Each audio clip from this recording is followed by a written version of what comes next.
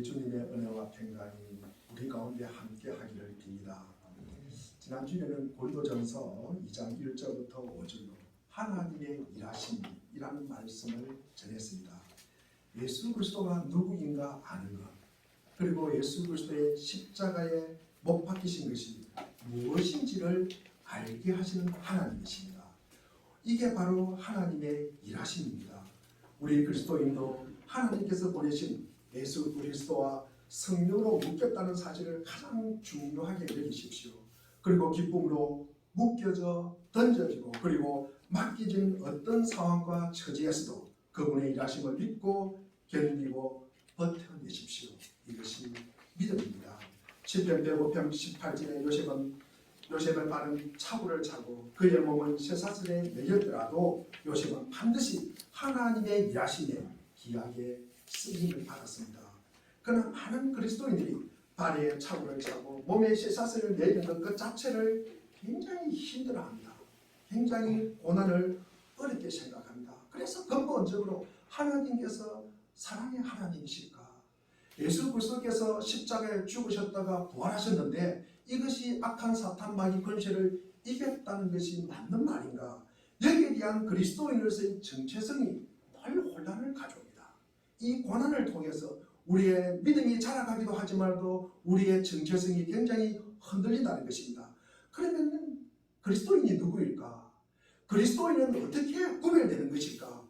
오늘 본문 바로 앞 내용이 성령에 관한 내용입니다. 그래서 성령을 따라 산다는 것이 교회 안에서 그리고 우리가 세상 속에서 구체적으로 우리가 어떤 모습일까? 우리가 성령을 따라 사는 것이 성도의 바른 생활이라고 하였습니다. 갈라디아서 5장 16절과 17절에 보면 제가 세 번역으로 읽어보겠습니다. 내가 또 말합니다. 여러분은 성령께서 인도하여 주시는 대로 살아가십시오. 그러면 육체의 욕망을 채우려 하지 않을 것입니다. 17절에 육체의 욕망은 성령을 거스리고 성령이 바라시는 것은 육체를 거스립니다.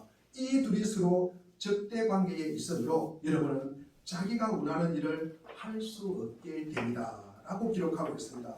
우리가 육체를 따라 살면은 온갖 어그러지고 아픈 일이 생기는 반면에 성령을 따라 살면은 귀한 열매를 맺습니다.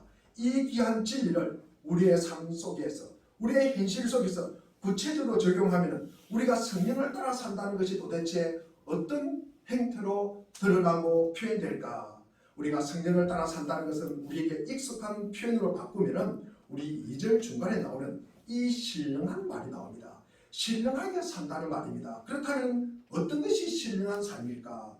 이런 우리 주제를 놓고 이야기를 하면은 많은 우리 성도님들이 개인적으로 경험한 이 특별한 신비나 은사 체험으로 생각하는 경향이 있습니다. 기독교 신앙 안에서도 하나님이 성령을 통해서 은사를 주시고 신비한 체험도 주셔서 하나님과 나만이 아는 이 비밀을 가지고 살아갑니다. 이런 일은 바른 그리스도인들, 바른 신앙인들 속에서도 많이 드러납니다. 그러나 성경이 말하는 신령하다, 우리가 성령의 은혜 가운데 살아간다, 신앙이 참 잘 자라고 있다는 것은 개인적인 은사 체험이나 신비 체험으로 확인되는 것이 아닙니다. 사람들과의 관계를 통해서 어떻게 맺는가에 의해서 판별되고 드러납니다. 우리가 성령을 따라 사는 이 성도의 표시는 신비로운 체험을 하면서 신앙생활을 하는 것이 아니라 다른 사람들과 어떤 관계를 맺으며 사는지를 보면 틀림없습니다. 오늘 본문 제목을 우리 2절과 5절에 나와 있는 서로 짐을 지라 라고 삼았습니다. 1절에 보니까 제일 먼저 형제들아 라고 기록되어 있습니다. 이 형제들아는 신앙생활의 경험이 아주 많은 사람들아, 그리고 아주 믿음이 좋은 사람들아, 그러면서 아주 어려운 사람들을 도와줄 수 있는 위치에 있는 사람들아, 꼭 우리 물된 동산교회 우리 교우님들에게 하시는 말씀입니다. 그래서 다른 사람들이, 어떤 사람들이 발을 휘뜯어 가지고 죄에 빠지거나 그리고 옆으로 넘어져 함정이나 유혹에 빠져 있으면, 즉 누가 잘못했거든 온유한 심정으로 짐을 서로 나누어지고 그를 회복시키라는 말입니다. 이는 배타적인 차별로 자기의 정체성, 내가 그리스도인이다, 내가 누구인가를 확인하지 말라는 권면입니다. 다른 사람들에 대한 올바른 태도는 내가 너보다 나은 것을 증명한다든지, 그리고 내가 너가 나보다 나으니까 내가 화가 나, 너가 나보다 잘하니까 내가 배가 아파 라는 것이 아니라 너는 당연히 중요한 존재야. 너는 하나님의 형상으로 지어받았어. 너는 너를 위해서 예수 그리스도가 십자가에 돌아가셨어. 그러면서 내가 너를 섬기는 것은 내 기쁨이고 나에게 주어진 사명이자 이것이 특권이라는 말씀입니다. 우리가 배타적 정체성을 갖지 않는 것은 하나님이 세상의 창조주이시오 주인이시오 온 세상을 다스리시고 우리를 구원하시려는 분이라는 이 기독교 신앙에 입각해야만이 이것이 가능한 일입니다. 하나님이 우리를 구원하셨고 우리를 통하여 다른 이를 구원하시는 분이라는 사실을 아는 한 우리는 남들과의 배타적인 이긴 차별로 인한 자기의 정체성을 확인하지 않는다는 말씀입니다. 즉 우리가 배타적 차별로 자기의 정체성을 확인하지 않는다는 말은 나를 믿는데 너를 믿지 않지 않느냐 그런 식으로 구별한다는 거죠. 그래서 이거는 뭡니까? 자기 자신의 우월성, 이 자기 자신의 상대방에 대한 우월성을 확보함으로써 자신이 그리스도인이라고 확정하지 말라는 것입니다. 다른 말로 하면 나 헌금 얼마나 했어, 나 교회 얼마나 자주 와, 그리고 나는 기도할 때 방언으로 해, 나는 전도를 몇 명 했는데 너는 안 했잖아. 그러면서 자신이 타인보다도 우월성을 확보함으로써 자신의 정체성을 갖다가 확정하지 말라는 말입니다. 내가 그리스도인이라는 것을 갖다가 확인하지 말라는 것입니다. 지금 나보다는 못하다고 생각하는 저 사람도 결국 믿게 하려고 하나님이 지금도 일하시고 계시고 기다리고 계신다는 것입니다. 나는 먼저 믿는 자에게 불과한 것입니다. 저 사람도 나중에는 결국 믿을 것이라는 그 마음을 품고 우리가 기다려주는 것입니다. 이렇게 생각하면 먼저 너와 나를 분명하게 구별해야 합니다. 너는 너이고 나는 나입니다. 사실은 우리가 누군가를 이해하는 것은 내가 그 사람이 되고 그 사람이 내가 되는 것이 아닙니다. 그와 나는 다르지만 내가 너의 뜻을 대하여 공감한다고 말하는 것입니다. 너와 나의 구별이 없으면 혼합입니다. 이거는 타협입니다. 성경은 혼합이나 타협을 말하고 있지 않습니다. 그것을 우리에게 가르치고 있지 않습니다. 우리는 각각 서로 다름을 인정해야 하는 것입니다. 그렇게 자신이 각각이 다름으로써 우리가 전체가 다양해지고 풍성해지는 것입니다. 비교하자면 그렇게 화음이 만들어지는 것입니다. 세상에서는 상대를 대부분이 경쟁자로 여깁니다. 상대가 존재하는 것이 나에게는 위협이 되는 것입니다. 이기기 위해서는 상대를 없애거나 짓밟아야 합니다. 그래서 나와 다른 의견을 우리가 들어주지를 못합니다. 우리가 그런 여유가 없습니다. 내 말이 상대방에게 걸려야 되고 그리고 상대방을 조종하고 조작하는 힘이 되기를 원하기 때문입니다. 그래서 남이 나와 다른 소리를 하거나 우리가 다른 뜻을 가지고 있는 꼴을 못 봅니다. 내가 싫어하는 옷을 갖다가 입고 있는 사람 보면 싫어합니다. 얼마 전에 선거가 지냈습니다. 내가 싫어하는 후보를 찍었어요. 그 사실을 아는 한 그 상태에 대해서 굉장히 불쾌하게 여깁니다. 또 왜 그럴까? 내가 상대를 조종하고 조작하려고 하기 때문입니다. 그러니까 상대가 내 조작대로 안 움직여요. 그러니까 내가 기분이 나쁘고 불쾌하다는 것입니다. 우리 성도들이 겪는 시험 중 하나가 예수가 믿는 존재로서 우리가 적극적인 정체성을 갖기 위해서는 다른 사람들을 끌어들여 가지고 이 배타적 차별로 자기의 정체성을 확인하려고 하는 것입니다. 그러나 성경은 그렇게 이야기하고 있지 않습니다. 우리 요한일서 새벽기도에 우리 보면은 요한일서 우리 2장 12절 13절 말씀을 우리 한번 읽어보겠습니다. 같이 읽겠습니다. 시작. 자녀들아 내가 너희에게 쓰는 것은 너희가 제 이름으로 말미암아 사함을 받았으며 아들들아 내가 너희에게 쓰는 것은 너희가 태초부터 진리를 알았으며 청년들아 내가 너희에게 쓰는 것은 너희가 악한 자를 이겼습니다. 제일 처음에 보면 너희가 제3을 이야기하고요. 아비들에게는 뭐라 그럽니까? 태초부터 계신 창조주 하나님을 알아는 것입니다. 그리고 우리는 그게 피조물이에요. 그 다음에 청년들아 하면서 너희는 악한 자를 이겼습니다. 누구를 통해서? 예수 그리스도의 십자가의 죽음을 통해서 우리는 악한 사탄 마귀를 이겼다는 것입니다. 이게 우리의 정체성입니다. 이게 우리의 정체성입니다. 자, 우리가 예수 그리스도의 십자가의 죽음에서 우리가 죄 용서를 받았어요. 우리는 그 다음에 우리가 죄 용서를 받았으니까 어떻게 됩니까? 우리는 하나님의 자녀라는 거예요. 하나님의 자녀입니다. 하나님의 자녀가 되는 권세를 이미 받았다는 겁니다. 그리고 태초부터 그분이 우리의 창조주요, 우리는 그분의 피조물이라는 사실을 갖다가 명확하게 알고 예수 그리스도의 죽음에서 부활로 이어지면서 사망 권세를 이겼다는 것입니다. 그래서 이 사탄, 악한 자, 흉악한 자를 이겼다는 것을 우리가 확인하면서 살아가는 것이 그리스도인이에요. 이것이 우리의 정체성이라는 것입니다.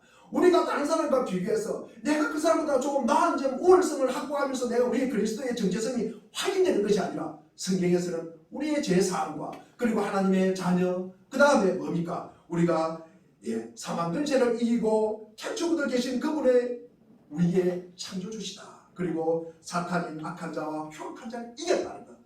이것이 우리의 정체성이에요. 정체성입니다. 그래서 우리는 이런 신분으로 하나님이 우리에게 허락하신 정황, 우리에게 주신 한계를 수용하여야 하는 것입니다. 우리가 이런 부분에서는 이해가 되지 않으면 이런 부분에서 내가 진짜 믿음의 사람일까? 하나님이 살아계실까? 예수 그리스도가 나를 위해서 돌아가셨을까? 이런 부분에 대해서 우리가 계속 확신을 못해요. 여기에 대한 정체성이 희미하게 되는 것입니다. 그러면서 늘 나의 근본 신분에 대한 이 흔들림 때문에 우리가 늘 믿음 생활을 하더라도 한 발짝 앞으로 나가지 못하고 늘 제자리에 개가 토한 것을 먹듯이 그게 계속 반복된다는 말씀입니다. 우리가 이런 지금까지 우리가 자신의 정체성을 확인하는 방식, 그러니까 내가 능력이 있다, 내가 확신에 따라서 비교 우위로 확인하는 방식과는 전혀 우리가 다른 이해로 접근을 해야 하는 것입니다. 그렇다면 무엇으로 우리의 정체성을 확인할 수 있을까? 우리가 믿음의 사람이라는 것을 무엇으로 우리가 알 수 있을까? 갈라디아서 6장에 보면은 우리가 남보다 우월한 자이거나 혹은 모든 문제를 해결할 수 있는 존재로서가 필요하지 않다는 이야기를 하는 것입니다. 우리가 남보다 우월할 필요가 없어요. 그리고 이 문제를 모두가 내가 해결해야 된다, 그런 것도 아닙니다. 하나님이 우리 각자에게 부어주시는 각각의 조건 속에서 한계를 지닌 채로 존재해도 충분하다는 말씀입니다. 제가 지난 주일에 요셉을 통해서 본 바와 같이 이 아버지께서 이 요셉을 형들이 있는 곳으로 심부름을 보냅니다. 누가 보냈다고요? 본인이 간 것이 아니라 아버지가 보냈어요. 그 다음에 형들이 이 요셉을 어떻게 합니까? 지나가는 이스마엘 상인들에게 은 20 받고 팔아버립니다. 그래서 애굽의 노예가 됩니다. 그리고 바로 아내의 모함으로 감옥에 자기가 간 것이 아니라 보내졌어요. 그리고 왕위에 의해서 석방이 되었어요. 그리고 애굽의 총리가 됩니다. 요셉의 인생도 묶어지고 맡겨지고 던져져서 늘 수동적인 삶을 살아가게 됩니다. 요셉도 그러하였고 예수님도 그러하였습니다. 우리 인생도 마찬가지입니다. 그런 인생의 삶을 원망하거나 불평하지 말고 우리가 견뎌내고 버텨내는 것입니다. 또 그런 조건 속에 살면서 짐을 서로 나누어지라는 것입니다. 그럼 우리가 짐을 나누어진다. 짐을 나누어진다는 무슨 의미일까? 짐은 뭡니까? 원어에 보니까 무거운 거예요. 짐이 가벼운 없습니다. 짐은 늘 우리에게 무거운 짐입니다. 그래서 짐은 무겁습니다. 그리고 지다는 것은 무엇입니까? 우리가 견디는 게요, 떠맡는 게요, 우리에게 부담이 되는 것입니다. 자, 그러면 우리가 성경에서 이야기하는 짐을 서로 나누어진다는 의미가 무엇일까? 첫째로 짐을 서로 나누어진다는 것은 회복하다는 의미가 있습니다. 우리가 언뜻 보기에는 이것이 나에게 부담이 되는 것이라고 생각하지만 이 짐은 우리를 회복하는 것이다. 우리 본문 1절을 우리가 한번 읽어보겠습니다. 자, 1절을 읽겠습니다. 시작. 형제들아, 사람이 만일 무슨 범죄한 일이 드러나거든 신령한 너희는 온전한 심령으로 그런 자를 바로잡고 너 자신을 살펴보아 너도 시험을 받을까 두려워하라. 그래서 보면은 바로잡고라는 말이 나옵니다. 이 바로잡고, 이 카타르티조라는 이 바로잡고는 이 상대를 우리가 수정하거나 상대를 교정하거나 상대를 만드는 것이 아니라 이 바로잡다는 회복하다, 복구하다는 의미입니다. 그래서 우리가 무엇을 회복하는 것입니까? 무엇을 복구하는 것입니까? 우리 창세기 1장 27절에 하나님이 자기의 형상대로 사람을 만들었대요. 우리는 누구 형상대로 만들었다고요? 하나님의 형상대로 만들었대요. 하나님의 형상으로 회복하는 것이 우리가 짐을 지는 것입니다. 짐을 지는 것입니다. 그래서 우리 고린도후서 4장 4절 한 번 더 보겠습니다. 고린도후서 4장 4절입니다. 자, 우리 고린도후서 4장 4절에 보면은 하나님의 행상은 그 뒷부분에 나옵니다. 하나님의 행상은 한번 빨리 찾아보십시오. 4장 4절 하나님의 행상은 굉장히 중요한 부분이기 때문에 찾아서 한번 읽어도 되겠습니다. 자, 우리 반주자님이 한번 읽어주시기 바랍니다. 4장 4절입니다. 시작. 그중에 이 세상의 신이 있지 않는 작은 마음을 혼미하게 하여 그리스도의 영광의 기분을 정치가 미치지 못하게 하며 그리스도는 하나님의 형상이다. 그리스도는 뭐라 그랬어요? 하나님의 행상. 그러니까 우리가 하나님의 행상은 그리스도예요. 하나님의 행상은 그리스도라는 것입니다. 우리에게 구체적으로 분명히 이야기하고 있습니다. 하나님의 행상은 그리스도입니다. 그래서 우리가 그리스도의 삶을 사는 것이 하나님의 행상으로 회복된다는 말씀입니다. 그래서 이것이 우리가 회복하는 방향이에요. 방향. 그래서 하나님께서 원래 창조하신 대로 회복하는 것을 말합니다. 죄로 어그러진 상태에서 완전한 상태로 회복하는 것입니다. 그 다음에 오늘 본문에 보니까 이 성령의 열매로 이 성령의 열매 이 바로 뒤에 오늘 본문이 나옵니다. 그러니까 이 성령의 열매가 무엇입니까? 성령의 열매는 9가지입니다. 첫째, 사랑과 희락과 화평과 오래 참음과 자비, 양성, 충성, 온유, 절제 9개입니다. 그래서 우리가 이 내용을 보면 사랑은요 조건이 없습니다. 그래서 자기 중심이 아니에요. 하나님의 성품과 은혜를 통한 이 이타적인 것을 사랑이라고 이야기합니다. 그 다음에 하나님의 무조건적인 이 사랑과 그 구원의 은혜에서 기쁨이 하나님이 나를 구원해 주셨다는 그 기쁨으로 나오는 이 희락 그리고 하나님께서 이렇게 나를 사랑해 주신다는 이 확신 거기에서 나오는 자유 이것이 화평이에요. 마음이 굉장히 울퉁불퉁하지 않습니다. 마음이 부드럽고 마음이 편안합니다. 이것은 뭡니까? 하나님과의 관계에서 나오는 성령의 열매예요. 그래서 우리가 하나님과의 관계가 회복된다고 이야기하는 것입니다. 그 다음에 나오는 타인이 해코지를 해요. 나쁜 짓을 해요. 분노를 쏟아놓아도 견디고 기다리는 것이 뭡니까? 오래 참음이에요. 그 다음에 허물과 약함과 한계를 베거나 자르지 않고 따뜻한 눈을 가지고 바라보는 것이 뭐예요? 자비입니다. 그리고 자기를 희생해서 돈과 시간을 들여서 이웃에게 필요한 공급을 하는 이 선행이 뭡니까? 양선이에요. 양선. 이것은 뭡니까? 우리가 이웃과의 관계, 타인과의 관계에서 나오는 성령의 열매입니다. 이것이 우리가 타인과의 관계가 회복되는 거예요. 앞에 세 가지는 하나님과의 관계가 회복되고 요 지금 우리 오래 참음과 자비와 양선은 이웃과의 관계에서 우리가 회복되는 것입니다. 그 세 번째로 나머지 우리가 주께 속해 있고 늘 중심이 주님께 드림받고 변함없이 일관되게 행하는 충성 그리고 부드럽게 남을 먼저 헤아리고 진리에 대해서는 절대 타협하지 않는 이 온유 그리고 육체의 권능에 저항하면서 자기를 다스려서 무엇이든지 지나치지 않는 이 절제는 자기 자신과의 관계에서 회복되는 것입니다. 자기 자신의 회복입니다. 그래서 우리가 하나님과의 관계뿐만 아니라 이웃과의 관계, 나 자신과의 관계에서도 하나님의 행상이 회복되는 것이 뭐라고요? 성령의 열매입니다. 그래서 우리가 하나님의 성령을 따라 살고 성령이 말하는 방식대로 신앙생활을 하면 변화가 반드시 옵니다. 이런 관계 회복이야말로 성령을 따라 사는 삶의 가장 중요한 핵심이에요. 이것이 신령한 성도에게서 발견되는 신앙생활의 모습입니다. 어떤 사람이 팔이 부러져서 병원에 가면요 석고붕대로 이렇게 고정을 시킵니다. 그러면서 이 팔을 갖다가 어디에 고정을 시킵니까? 팔을 어디에 고정시켜요? 끈을 내서 목에다가 고정을 시킵니다. 그러면 팔을 갖다가 못 쓰는 것도 참 고생이지만 부러진 팔 때문에 어디가 고생합니까? 이게 참 목이 고생을 합니다. 목은요 평상시에 참 큰 하중을 갖다가 이고 있습니다. 돌멩이를 갖다가 머리에 이고 있습니다. 머리가 돌이잖아요. 그래서 돌을 이고 있기 때문에 목이 참 힘듭니다.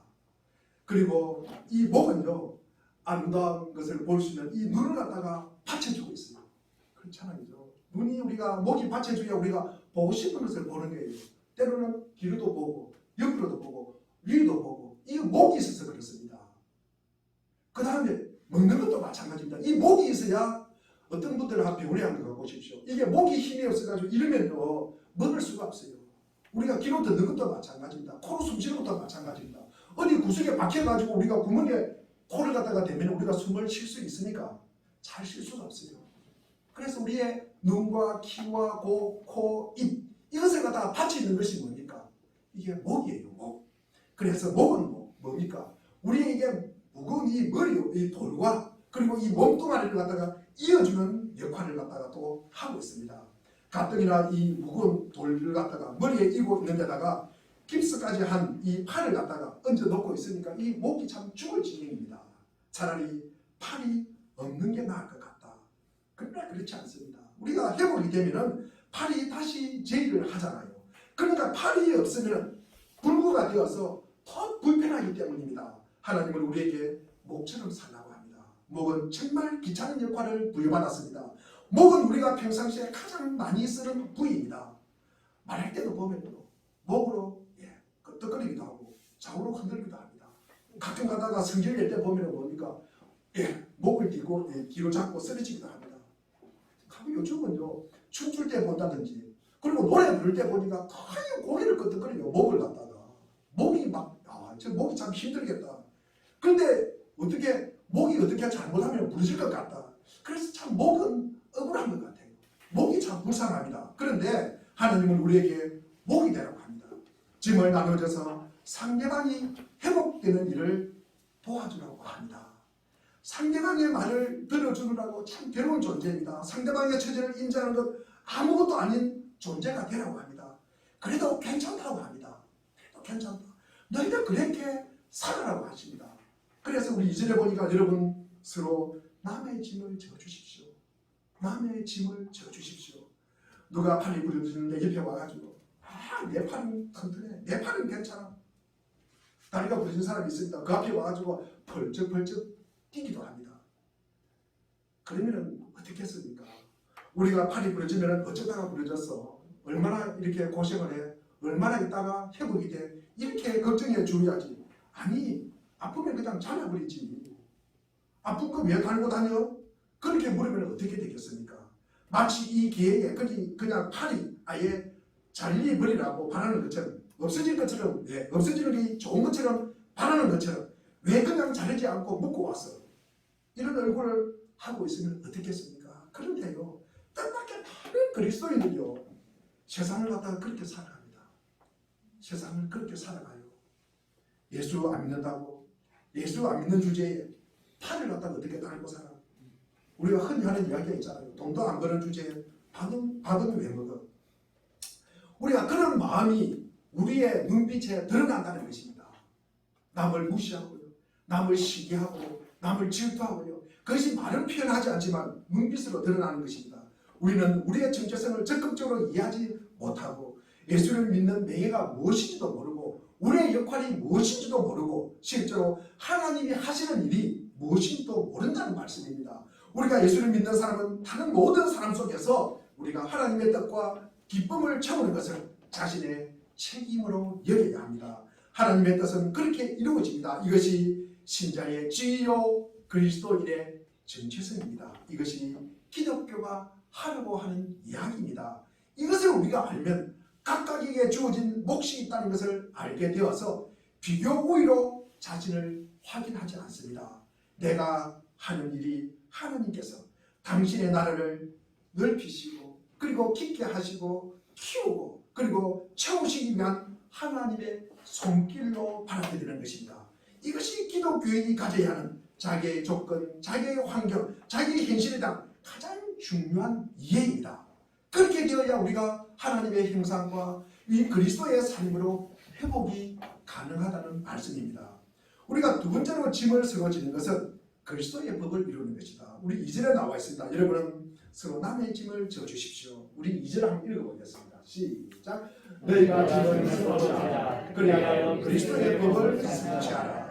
그리스도의 법을 성취한다는 것은 우리 요한복음 13장 34절에 예, 함께 읽어보겠습니다. 시작. 세계명을 너희에게 주는 놈이 서로 사랑하라. 내가 너희를 사랑한 것 같이 너희도 서로 사랑하라. 너희가 서로 사랑하면 주로서 모든 사람이 너희가 제자인 줄 알리라. 그렇습니다. 이 요한 1서 4장 21절도 마찬가지입니다. 그리스도의 법은 새 계명으로 서로 사랑하는 것입니다. 너희가 서로 사랑을 보면서 너희들이 그리스도의 제자인 줄 아는 거예요. 우리가 그리스도인이라는 것을 갖다가 알게 되는 것입니다. 그것은 사랑으로 일함입니다. 우리 갈라디아서 5장 13절에도 형제자매 여러분, 제가 세 번으로 읽어보겠습니다. 하나님께서는 여러분을 부르셔서 자유를 누리게 하셨습니다. 그러나 여러분은 그 자유를 육체의 욕망으로 만족시키는 구실로 삼지 말고 사랑으로 서로 섬기십시오. 14절에 모든 율법은 내 이웃을 내 몸과 같이 사랑하리라 하신 말씀 한마디 속에 다 들어있습니다. 사랑은 한다는 것은 우리가 정도도 하는 것입니다. 사랑은요, 우리가 베푸는 것이 아니에요. 사랑은 참는 것입니다. 사랑은 종이 되지 않으면 할 수 없는 일입니다. 사랑이 종이 되지 않으면 하고 싶을 때 하고 하시면 안 하는 것입니다. 그러나 사랑은요, 우리가 그것이 때로는 걸리면서 의무가 되는 것입니다. 반드시 해야 하는 것입니다. 우리 구주께서 하늘 영광을 버리시고 우리와 똑같은 몸으로 이 땅에 오셨습니다. 그리고 우리의 짐을 대신 지시고 십자가에 달려 돌아가신 것은 사랑이 만들어내는 종로로 됩니다. 사랑은 누군가의 종이 되지 않으면 절대로 할 수 없습니다. 그렇다면 어떻게 하면 하는 것이 종로로질까? 짐을 서로 지는 거예요. 짐을 지는 것이 종로로 하는 것입니다. 짐은 누가 집니까? 짐은 주인이 지니까 종이 지니까? 종이 집니다. 주인은 짐을 지지 않습니다. 너희가 서로 짐을 지라 할 때 그 짐을 지라는 것 한마디로 사랑 때문에 종노릇 하라는 것입니다. 공동체 안에서 연약한 자를 볼 때 그 짐을 함께 나누어 지는 것입니다. 교회는 완성된 사람들이 모여서 사랑을 나누는 공동체가 아닙니다. 우리가 다 아는 것처럼 우리는 허물과 실패와 한계가 있습니다. 예수 그리스도를 믿는 연조가 되지도 주님을 닮아가는 일은 참 드리다는 이 고백을 할 수밖에 없다는 것이 저의 고백이고 우리 모두의 경험입니다. 교회는 완성된 사람들이 모여서 마음껏 서로를 사랑하는 공동체가 아닙니다. 교회에는 약함과 실패와 한계를 여전히 가지고 있는 사람들이 모여 있습니다. 그러나 교회는 예수님께서 하신 말씀에 순종하여 이 성령의 도움과 인도를 따라서 자신을 부정하면서 사랑으로 종로도 하고 짐을 나누어 짐으로써 그리스도의 법을 이루시고 완성하는 것이고 성취하는 것이다.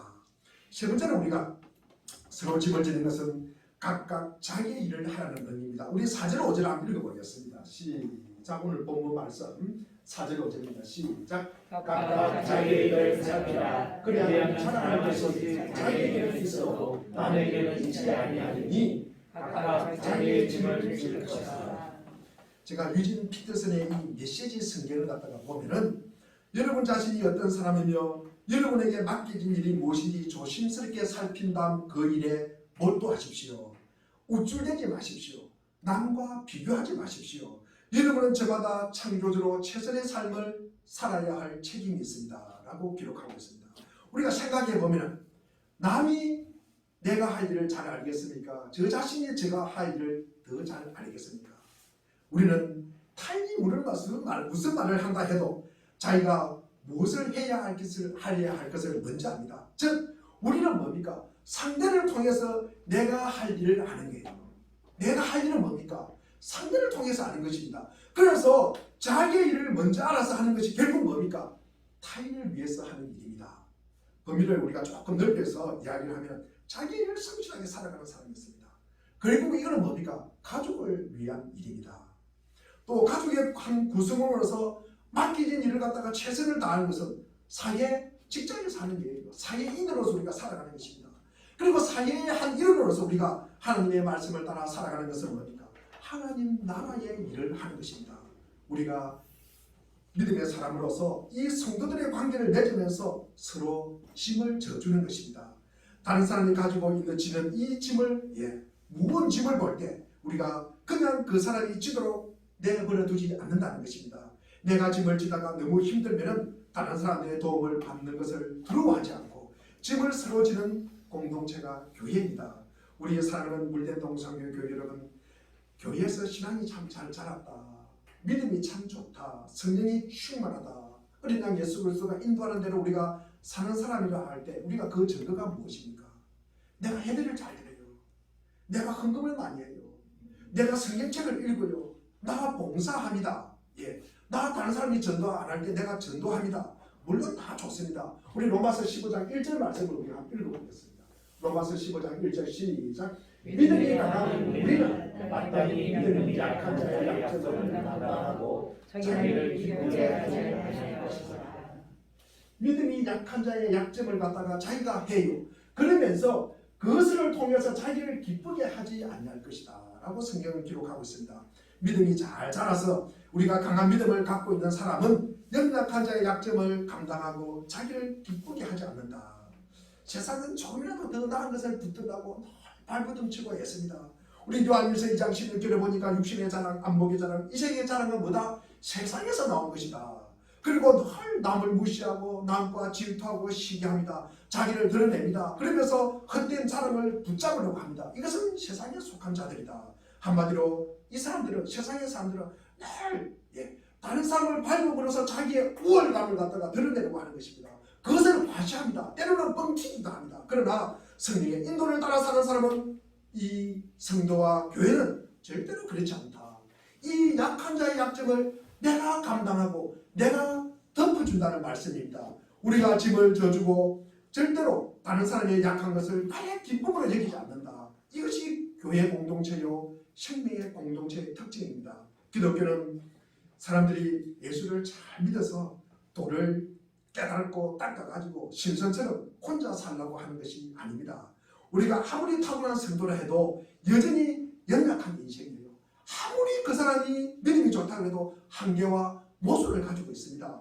우리가 예수를 잘 믿어서 다른 지체의 도움 없이는 스스로 설 수 없는 것이 우리의 인생입니다.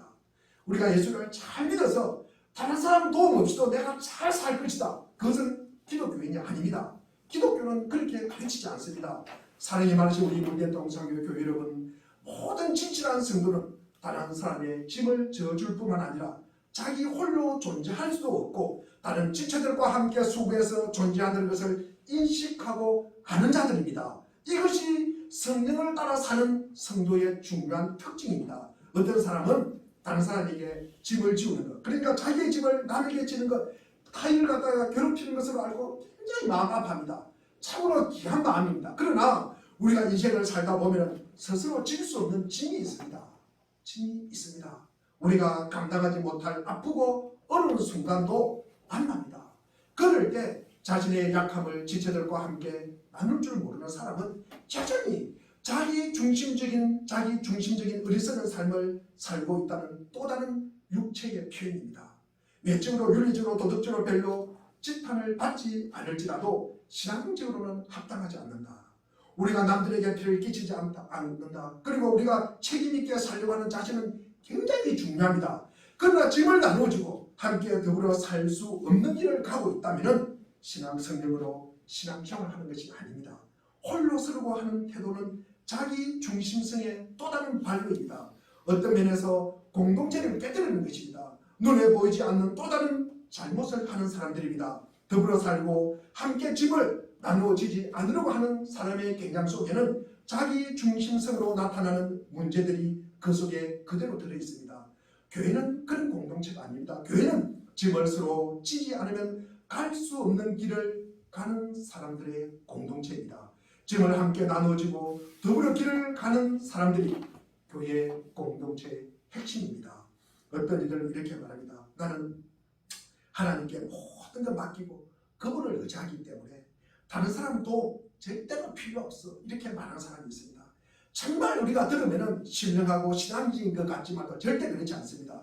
우리가 그 말을 갖다 오해하면 안 됩니다. 아직도 신앙의 정수를 모르는 사람들이 하는 어리석은 말입니다. 물론 하나님을 찾아야 할 때 사람을 찾고 의지해서는 안 됩니다. 신앙의 핵심은 사람이나 세상을 의지하는 것이 아니라 하나님을 의지하는 것이기 때문에 하나님만 의지하고 찾아야 합니다. 그러나 우리가 하나님을 찾고 구할 때 하나님은 누구를 통해서?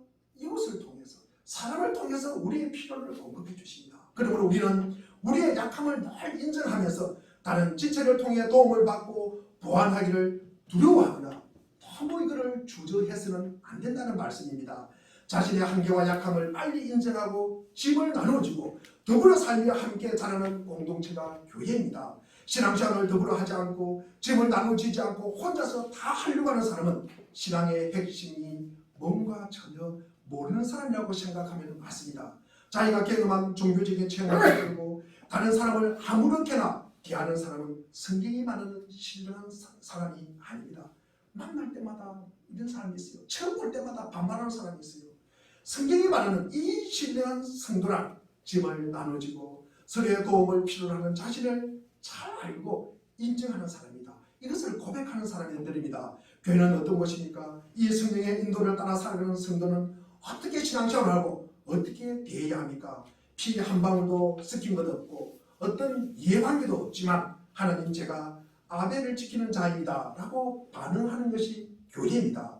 우리를 이 땅에 남겨놓으신 함께 신앙생활을 하는 이 공동체를 우리 하나님께서 허락하신 이유가 무엇일까? 왜 하나님께서 이 공동체를 허락하셨을까? 주님께서 우리에게 하신 것과 똑같은 짐을 나누지라는 것입니다. 책임있게 서로 대하고 힘을 다해 섬기라고 하는 것입니다. 우리 한 사람이 얼마나 훌륭하게 잘 성화되어서 탁월한 인격을 드러내는 것이 목적이 아닙니다.